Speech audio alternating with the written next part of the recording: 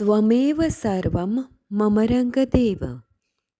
દત્ત ભાગવતનું બિરુદ પામેલ શ્રી રંગ અવધૂત શ્રી વિરચિત શ્રી ગુરુલીલામૃત ગ્રંથ આવાગમનના ફેરામાંથી મુક્ત કરાવે છે. જાણે બ્રહ્મરસાસ્વાદે ભર્યો નર્યો ગ્રંથ સાધ્યંત.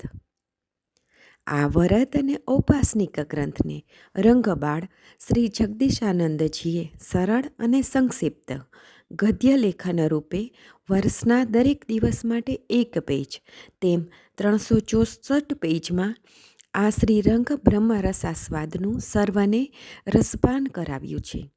તે ક્રમમાં દરરોજ શ્રવણ કરીએ. દત્તબાવનીના ગાન પછી આ એક પેજનું પઠન કરવું શ્રેયસ્કર છે. સપ્તાહ 19 મંગળવાર. અલગજી કહે છે કે હે નિરંજન, 84 લાખ યોનિમાં જ એક માનવ યોનિમાં જ આ શક્યતા ભરી પડી છે કે તે આવાગમનના ફેરામાંથી મુક્તિ અપાવે છે. માનવ જીવનમાં પોતાની બધી જ મહેચ્છાઓ પૂર્ણ કરી તેમાંથી પરિતૃપ્ત થઈને અંતે વૈરાગ્ય વૃત્તિ આવવાથી અંતિમ શ્વાસે કોઈ ઈચ્છા, કોઈ આસક્તિ કે કોઈ વાસના ન રહી જવાથી અને આમ મૃત્યુ થવાથી તેને બીજી કોઈ યોનિમાં જવું પડતું નથી. જીવનમાં સર્વકાળે સર્વમાંથી મોહ છૂટવો તેનું જ નામ મોક્ષ છે. આ આસક્તિ અને મોહ જ વારંવાર જન્મ મરણનું એક કારણ છે. આદ્ય ઋષિવરોએ ચારેય આશ્રમોની રચના આ કારણથી જ કરી છે. સૌ પ્રથમ બ્રહ્મચર્યાશ્રમ, દ્વિતીય ગૃહસ્થાશ્રમ, તૃતીય વાનપ્રસ્થાશ્રમ અને ચોથો સંન્યસ્ત આશ્રમ.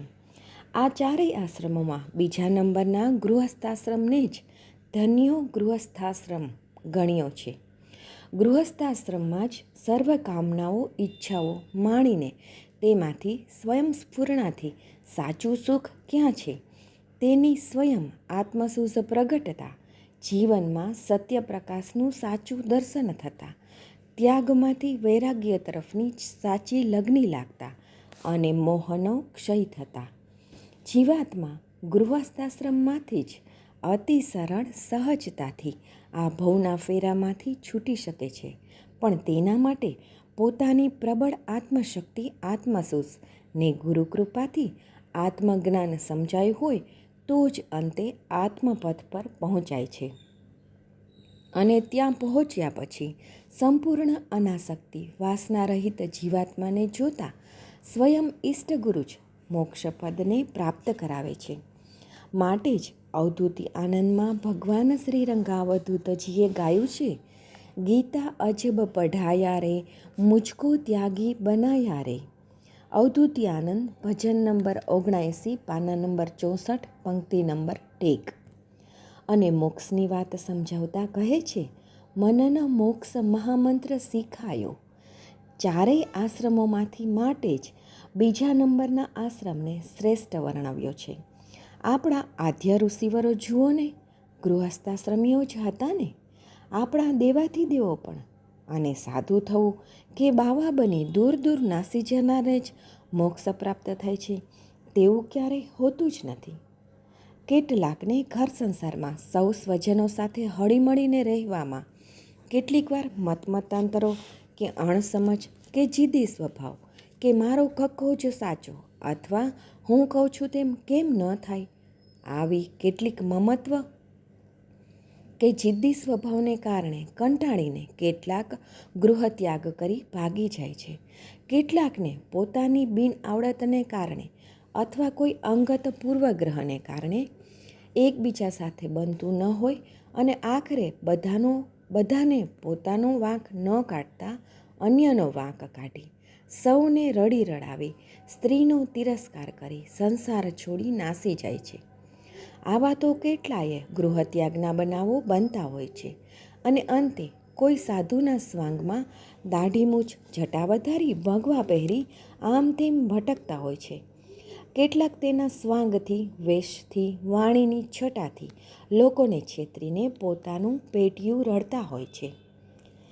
કેટલાકની મીઠી વેખરીથી ટોળું ભેગું કરી પોતાની વાહવાહ કરી કરાવી આશ્રમો તાણી બાંધી મોટા સિદ્ધ દેખાતા હોય છે, જે પોતે જ પોતાની ઈચ્છા વાસનાથી મુક્ત થઈ શકતા નથી, તે બીજાને તો ક્યાંથી મુક્ત કરવાના હતા?